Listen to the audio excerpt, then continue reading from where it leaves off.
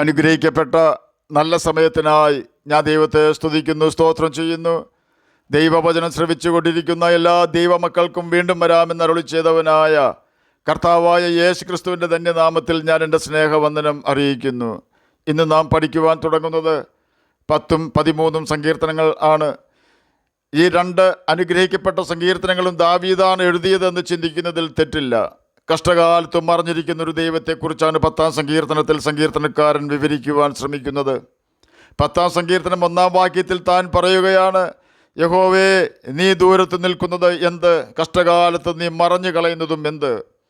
പലപ്പോഴും നമ്മുടെ ജീവിതത്തിൽ പ്രതീക്ഷിക്കാത്ത സമയത്ത് പ്രതിസന്ധികൾ കൊടുങ്കാറ്റുപോലെ ആഞ്ഞു വീശുമ്പോൾ നമ്മുടെ സ്നേഹിതർക്കോ പ്രിയപ്പെട്ടവർക്കോ പോലും നമ്മെ സഹായിക്കുവാൻ കഴിയാത്ത വിധം നാം കഷ്ടത്തിലായിരിക്കുമ്പോൾ ദൈവത്തോട് നാം ഉറക്കെ നിലവിളിക്കാറുണ്ട്, കർത്താവേ, ഇതെന്തുകൊണ്ട്? അപ്പോൾ ഉത്തരം ലഭിക്കുകയില്ല. മുകളിലോട്ട് നോക്കിയാൽ ആകാശവും താഴേക്ക് നോക്കിയാൽ ഏറ്റവും ഉയർന്ന പർവ്വതം പോലും കാണുവാൻ സാധിക്കാത്ത വിധം വെള്ളവും മാത്രമുണ്ടായിരുന്ന നോഹയുടെ ജലപ്രളയ കാലത്ത് ഒരുപക്ഷെ നോഹയും ചിന്തിച്ചു കാണും, യഹോവേ, എത്ര നാൾ ഇപ്രകാരം പ്രതിസന്ധിയിൽ ജീവിക്കേണ്ടി വരും എന്ന്. മൃഗങ്ങളുടെയും പക്ഷികളുടെയും ശബ്ദം മാത്രം കേൾക്കാം. നോഹ ഉൾപ്പെടെ 8 മനുഷ്യർ മാത്രം ആ സമയത്ത് നോഹയുടെ പെട്ടകത്തിലുണ്ടായിരുന്നു. കിളിവാതിൽ അടച്ചത് ദൈവമാണെങ്കിലും അതിനുശേഷം ദൈവത്തിൻ്റെ ശബ്ദമൊന്നും കേൾക്കാതിരുന്ന ആ സമയങ്ങളിൽ പെട്ടകം എങ്ങോട്ടാണ് പോകുന്നത്, അഥവാ എങ്ങോട്ടാണ് പെട്ടകത്തെ നയിക്കേണ്ടത് എന്ന് യാതൊരു അറിവുമില്ലാതിരുന്ന സമയത്ത് നോഹയ്ക്ക് ആശ്രയിക്കുവാൻ യഹോവയാ ദൈവമുണ്ടായിരുന്നു. കൂടെ താമസിക്കുന്നവർ വിശ്വസ്തരും വിശ്വസിക്കുന്നവരും അല്ല എന്ന് നോഹയ്ക്കറിയാം. എങ്കിലും നോഹ യഹോവയുടെ വാക്കിൽ ഉറച്ച് വിശ്വസിച്ചു. ദൈവമൊന്നും സംസാരിക്കുന്നില്ലല്ലോ എന്ന ചിന്ത നോഹയെ ഭരിച്ചിരുന്നിരിക്കാം. ആ സമയത്ത് നോഹ ചിന്തിച്ചു കാണും, യഹോവ മറഞ്ഞിരിക്കുന്നു എന്ന്. അതുപോലെ തന്നെ ജോസഫ് ഏകദേശം 13 വർഷക്കാലം മാതാപിതാക്കളെ കാണുവാൻ കഴിയാതെ പോത്തിഫറിൻ്റെ വീട്ടിലും കുണ്ടറയിലുമായി ജീവിതം നയിച്ചപ്പോൾ ചിന്തിച്ചു കാണും, യഹോവ മറഞ്ഞിരിക്കുന്നത് എന്ത് എന്ന്. തീർന്നില്ല. ജോസഫിൻ്റെ അപ്പനായ യാക്കോബ് തീരുമാനിച്ചു, ഇനി ജോസഫിൻ്റെ മുഖം താൻ കാണുകയില്ല എന്ന്. തൻ്റെ മകനായ ജോസഫ് എവിടെ ഉണ്ടെങ്കിലും ഒന്ന് കാണിച്ചു തരണമെന്ന് പ്രാർത്ഥിക്കുവാനുള്ള സാഹചര്യം പോലും യാക്കോബിന് ലഭിച്ചില്ല. അവനും ചിന്തിച്ചു കാണും, എൻ്റെ മകൻ കാട്ടുമൃഗം കടിച്ച് തിന്നുവാൻ തക്കവണ്ണം ദൈവം കൈവിട്ടത് എന്ത് എന്ന്.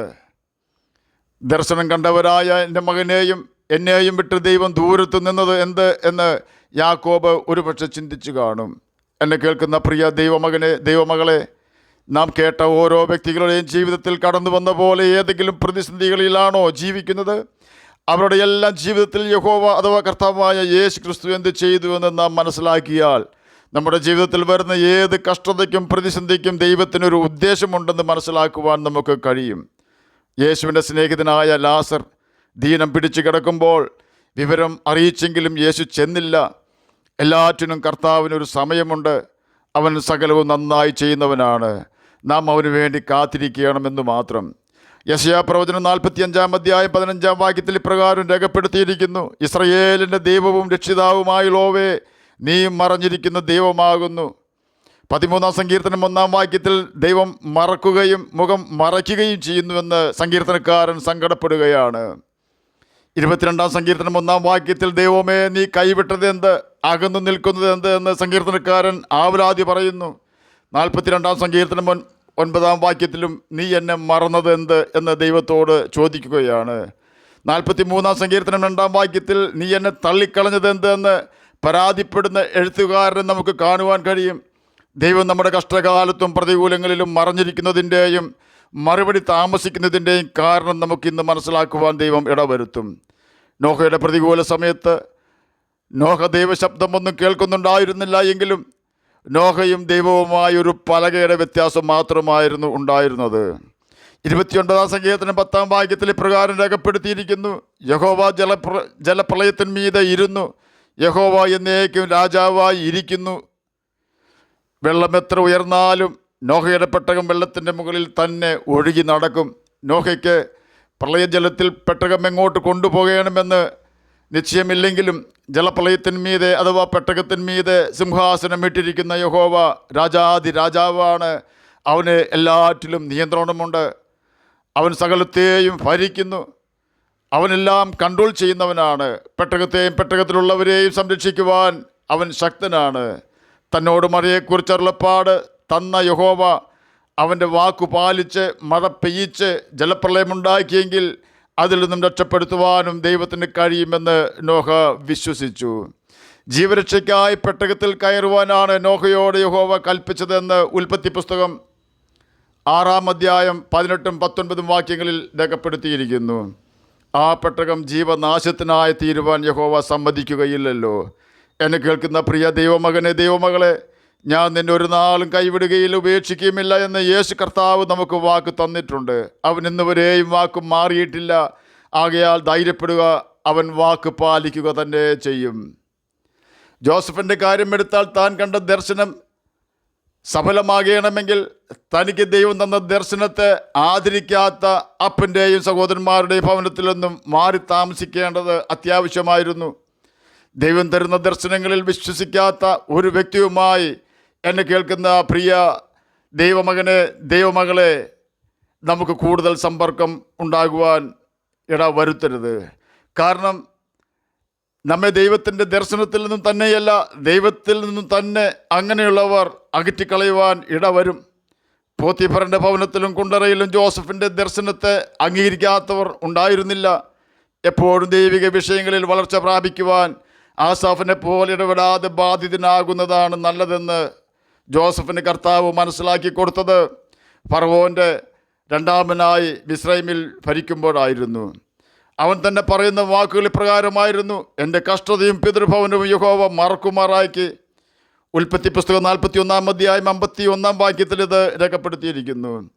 യഹോവ ജോസഫിനോട് കൂടെ തന്നെ ഉണ്ടായിരുന്നുവെന്ന് പോത്തിഫറിന് മാത്രമല്ല ഫറവോനും മനസ്സിലായി. അത്രമാത്രം യഹോവ ജോസഫിനെ മാനിച്ചു. യാക്കോബിൻ്റെ ദുഃഖവും പ്രതിസന്ധിയും മാറിയത് ജോസഫിനെ ജീവനോടെ കണ്ടപ്പോൾ മാത്രമായിരുന്നു.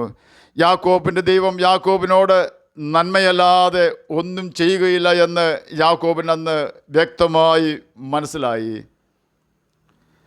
നിൻ്റെ മകന് ഞാൻ കൊടുത്ത ദർശനം എത്ര പ്രയാസമേറിയതാണെങ്കിലും ഞാൻ നിവർത്തിക്കുമെന്ന് നിൻ്റെ മകനോട് പറയേണ്ടതിന് പകരം ഞാനും നിൻ്റെ അമ്മയും നിൻ്റെ മുമ്പിൽ വണങ്ങുമോ എന്നല്ലേ നിൻ്റെ മകൻ ജോസഫിനോട് നീ ചോദിച്ചത്. അതുകൊണ്ട് ഞാൻ അവന് കൊടുത്ത ദർശനം അവനെ നിവർത്തിച്ച് കൊടുത്തതിന് ശേഷം നീ അവനെ കണ്ടാൽ മതിയെന്ന് ഞാൻ തീരുമാനിച്ചു. അതുകൊണ്ടാണ് നിൻ്റെ മകൻ ജോസഫിന് വേണ്ടി പ്രാർത്ഥിക്കുവാൻ പോലും ഞാൻ അവസരം തരാതിരുന്നത് എന്ന് ദൈവം യാക്കോബിനോട് വാക്കും ഭാഷണവും കൂടാതെ പറയുകയാണ്. എന്നെ കേൾക്കുന്ന പ്രിയ ദൈവമകനെ, ദൈവമകളെ, ദൈവത്തിൻ്റെ ദർശനത്തിലോ വാഗ്ദാനങ്ങളിലോ ഒരിക്കലും സംശയിക്കരുത് എന്ന് കർത്താവ് നമ്മെ ഈ ഭാഗങ്ങളിൽ കൂടി പഠിപ്പിക്കുകയാണ്. ദീനം പിടിച്ച കാര്യം ലാസറിൻ്റെ സഹോദരന്മാർ യേശുവിനെ അറിയിച്ചുവെങ്കിലും മരിച്ച് നാറ്റം വെച്ചതിന് ശേഷമേ യേശു ചെന്നുള്ളൂ. മാർത്തിയെയും മറിയായെയും ചില യഹൂദന്മാർ പരിഹസിച്ചു കാണും. യേശുവിൻ്റെ പിന്നാലെ നടന്നിട്ട് എന്ത് കിട്ടിയെന്ന ചോദ്യം ഉന്നയിച്ചുകൊണ്ടായിരുന്നു അവരുടെ സംസാരം തന്നെ. ചില യഹൂദന്മാർ പറഞ്ഞത് കുരുടൻ്റെ കണ്ണ് തുറന്നവന് ലാസറിനെ മരിക്കാതാക്കുവാൻ കഴിഞ്ഞില്ലയോ എന്നാണ്. എന്നെ കേൾക്കുന്ന ദൈവമക്കളെ, സങ്കീർണമായ പ്രതിസന്ധികളിൽ കൂടി കടന്നു പോകുമ്പോൾ ആശ്വസിപ്പിക്കുമെന്ന് നാം ചിന്തിക്കുന്നവർ വഴിമാറി കടന്നു പോയാലും ആശ്വസിപ്പിക്കുന്നവൻ നമ്മുടെ സമീപത്ത് തന്നെയുണ്ട് എന്ന് നാം ഓർത്തുകൊള്ളണം. തൻ്റെ ശിഷ്യന്മാർ വിശ്വസിക്കുന്നതിന് ഒരു മുഖാന്തരമായി തീരുവാനാണ് യേശു 4-ാം ദിവസം ലാസറിനെ ഉയർപ്പിക്കുവാനായി പോകാമെന്ന് ചിന്തിച്ചത്. മരിച്ച മനുഷ്യൻ്റെ ആത്മാവ് 3 ദിവസം വരെ ശവശരീരത്തിന് ചുറ്റും സഞ്ചരിക്കുമെന്ന യഹൂദൻ്റെ വിശ്വാസം തെറ്റാണെന്ന് തെളിയിക്കുന്നതിന് വേണ്ടിയുമാണ് ലാസറിൻ്റെ കല്ലറക്കൽ യേശു 4-ാം നാൾ എത്തിയത്. നാറ്റം വെച്ച ലാസറിനെ ഉയർപ്പിച്ച യേശുവിന് നമ്മുടെ ജീവിതത്തിലെ എത്ര വലിയ പ്രശ്നങ്ങൾക്കും പരിഹാരം തരുവാൻ കഴിയുമെന്ന് കർത്താവ് ഈ ഭാഗത്ത് നമ്മെ പഠിപ്പിക്കുന്നു. കണ്ണിനും നട്ടലിനും സ്പൈനൽ കോഡിനും കാലിനും സകല മാംസപേശികൾക്കും ക്ഷതം സംഭവിച്ച് അസ്ഥിയിൽ നിന്നും മാംസം ജീർണിച്ച് താഴെ വീഴുവാൻ ഏകദേശം 4 ദിവസം മതിയാകും എന്നാണ് ഞാൻ ചിന്തിക്കുന്നത്. ശരീരം അഴുകിക്കഴിഞ്ഞ ലാസറിനെയാണ് തൻ്റെ വചനത്താൽ അവൻ മരണത്തിൽ നിന്നും മടക്കി വരുത്തിയത്. അങ്ങനെയെങ്കിൽ നമ്മുടെ പ്രിയപ്പെട്ടവരെയും മക്കളെയും പാപസ്വഭാവത്തിൽ നിന്നും രോഗത്തിൽ നിന്നും രക്ഷിക്കുവാൻ യേശുവിന് ഒരു പ്രയാസവും ഉണ്ടാവുകയില്ല. നാം അവൻ്റെ മുഖത്തേക്ക് നോക്കി യാത്ര ചെയ്താൽ മാത്രം മതിയാകും. നാം നമ്മുടെ യേശുവിനെ അനുസരിച്ചാൽ നമ്മുടെ മക്കൾ നമ്മെ അനുസരിക്കും. ദൈവം നമ്മെ വിട്ട് മറയുന്നുവെന്ന് നമുക്ക് തോന്നിയാലും, നമ്മുടെ കഷ്ടത കർത്താവ് കാണുന്നില്ല എന്ന് നാം ചിന്തിച്ചാലും, കർത്താവ് നമ്മുടെ തോന്നൽ പോലെയും നാം ചിന്തിക്കുന്നത് പോലെയും നമ്മെ വിട്ട് ദൂരത്തായിരിക്കുന്നില്ല. കാരണം 91 സങ്കീർത്തനം 15 വാക്യത്തിലും മത്തായി എഴുതിയ സുവിശേഷം 28 അധ്യായം 20 വാക്യത്തിലും മറ്റനേകം വാക്യങ്ങളിലും ദൈവം നമുക്ക് വാക്ക് തന്നിട്ടുണ്ട്. കഷ്ടകാലത്ത് ദൈവം നമ്മോട് കൂടെ ഇരിക്കും എന്നും കഷ്ടങ്ങളിൽ ദൈവം ഏറ്റവും അടുത്ത തുണയായിരിക്കുമെന്നും യേശു ലോകാവസാനത്തോളം എല്ലാ നാളും നമ്മോട് കൂടെ ഇരിക്കും എന്നുമാണ് ആ വാഗ്ദാനം. നാം യേശുവിൻ്റെ വാഗ്ദാനങ്ങളാണ് ഓർക്കേണ്ടത്, പ്രതിയോഗിയുടെ ഭീഷണിയല്ല. നാം കേട്ട ഭക്തന്മാരെല്ലാം വലിയ കഷ്ടങ്ങളിൽ കൂടി കടന്നുപോയി. അവരെല്ലാം തക്ക സമയത്ത് അവരെ എല്ലാവരെയും കർത്താവ് തക്ക സമയത്ത് വിടുവിച്ചു. അവരെല്ലാവരും ദൈവമുഖത്തേക്ക് നോക്കി കർത്താവ് എന്തു പറയുന്നുവോ അത് ചോദ്യം ചെയ്യാതെ അനുസരിച്ചു കൊണ്ടാണ് ജീവിച്ചിരുന്നത്. നോഹ ദൈവത്തെ അനുസരിച്ചു. യാക്കോബ് ദൈവത്തെ ഭയമുള്ളവനായിരുന്നു. ജോസഫ് പാപത്തെ വെറുക്കുന്നവനായിരുന്നു. യഹോവ അവനോട് കൂടെ ഉണ്ടായിരുന്നു. നാറ്റം വെച്ച ലാസർ യേശുവിൻ്റെ കൽപ്പനകൾ അനുസരിച്ചുകൊണ്ട് അവനെ സ്നേഹിച്ചവനായിരുന്നു. എന്നെ കേൾക്കുന്ന പ്രിയ ദൈവമകനെ, ദൈവമകളെ, നാമും യേശുവിൻ്റെ വചനം അനുസരിച്ച് ജീവിച്ചാൽ നിശ്ചയമായും അവൻ നമ്മുടെ വലങ്കരം പിടിച്ച് നമ്മെ ഈ ഭൂമിയിൽ നടത്തി ലക്ഷ്യത്തിലെത്തിക്കുകയും പിന്നത്തേതിൽ നമ്മെ മഹത്വത്തിലേക്ക് കൈക്കൊള്ളുകയും ചെയ്യും. ആകയാൽ നമുക്കും യേശുവിനെ അനുസരിച്ച് പാപത്തെ വെറുത്ത് ഈ ഭൂമിയിൽ ദൈവവചനം അനുസരിച്ച് ജ്യോതിഷികളെപ്പോലെ തിളങ്ങുകയും നിത്യജീവൻ അവകാശികളായി തീരുകയും ചെയ്യാം. അതിന് കർത്താവ് നമ്മെ സഹായിക്കട്ടെ എന്ന് പ്രാർത്ഥിച്ചുകൊണ്ട് ഞാൻ എൻ്റെ വാക്കുകളിൽ നിന്നും വിരമിക്കുന്നു. നമുക്ക് പ്രാർത്ഥിക്കാം. ഞങ്ങളെ സ്നേഹിക്കുന്ന സ്വർഗീയ പിതാവേ, നല്ല വചനത്തിനായി അങ്ങയെ സ്തുതിക്കുന്നു, സ്തോത്രം ചെയ്യുന്നു. എന്നെ കേൾക്കുന്ന ഏതെങ്കിലും പ്രിയപ്പെട്ടവർ സമാധാനമില്ലാതെ ആയിരിക്കുന്നെങ്കിൽ അങ്ങ് അവർക്ക് സമാധാനം കൊടുത്ത് സഹായിക്കണമേ. രോഗത്താൽ ഭാരപ്പെടുന്നവർക്ക് രോഗസൗഖ്യം കൊടുക്കണമേ. പഠിക്കുന്ന കുഞ്ഞുങ്ങൾക്ക് പഠിക്കുവാനുള്ള ബുദ്ധിയും ജ്ഞാനവും ഓർമ്മശക്തിയും കൊടുക്കണമേ. അങ്ങയുടെ വചനം വായിക്കുവാനും ഗ്രഹിക്കുവാനും അതിന് പ്രകാരം ജീവിക്കുവാനും അടിയനെ കേൾക്കുന്ന അങ്ങനെ കുഞ്ഞുങ്ങളെ സഹായിക്കണമേ. പ്രാർത്ഥന കേട്ടതിനായി സ്തോത്രം. യേശുവിൻ്റെ നാമത്തിൽ തന്നെ ആമേൻ. കർത്താവ് എല്ലാവരെയും അനുഗ്രഹിക്കട്ടെ. സ്തോത്രം.